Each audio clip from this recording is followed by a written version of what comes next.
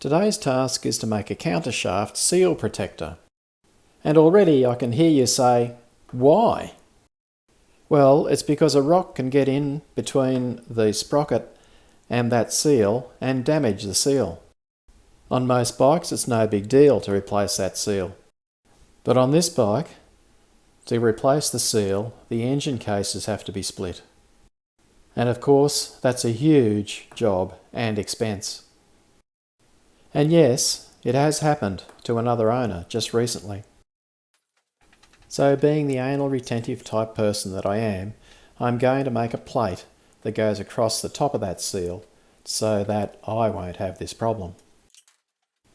It's a simple job to take off this front cover to expose the front sprocket. And yes, there's a lot of goop in there, so I may as well clean that while I'm at it. Using a 14mm socket and the bike in gear, it's not a very big job to undo this bolt. It's Loctited in, and so I'll use some more Loctite on it when I put it back on.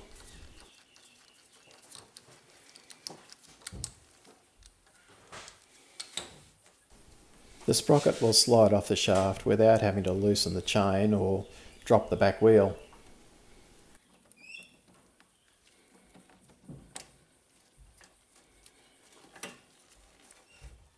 On inspection, I can see that there are two engine bolts that I can use to hold the plate. One down in the bottom there, and another one up the top here that look like likely candidates. So now comes the tricky part of getting the right size plate.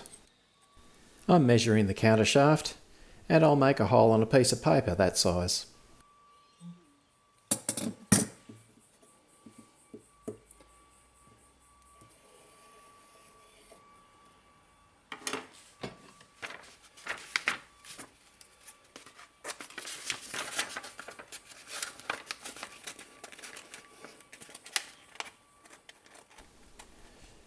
Now with a rough shape cut out, I can put the paper over the countershaft and now draw a rough outline of what the piece of material needs to look like.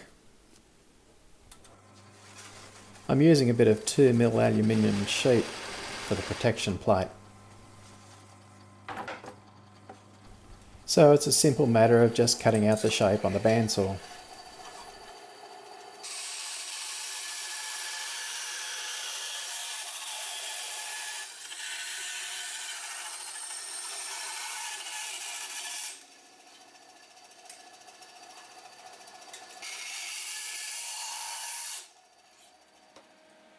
And now I'm just welding the top bracket onto it.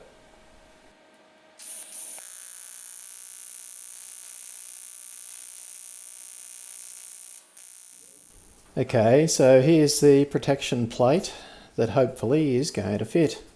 Let's go and give it a try. Okay, it looks like it fits, but I've really made that hole too small. I really need more clearance around the countershaft. I don't want that binding. So with that cut out a bit bigger, I'll fit it again. It all looks pretty good this time. I've got a nice clearance around that countershaft. So I can tighten up the bolts, top and bottom.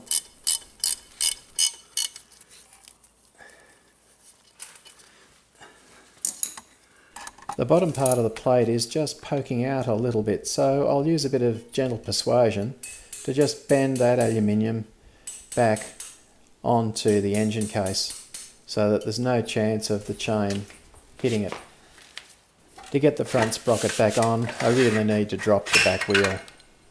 I'm just not good enough to get it on without doing that. In the end, it's a lot less fuss and hassle just to drop the back wheel so that the sprocket can go on easily onto the shaft.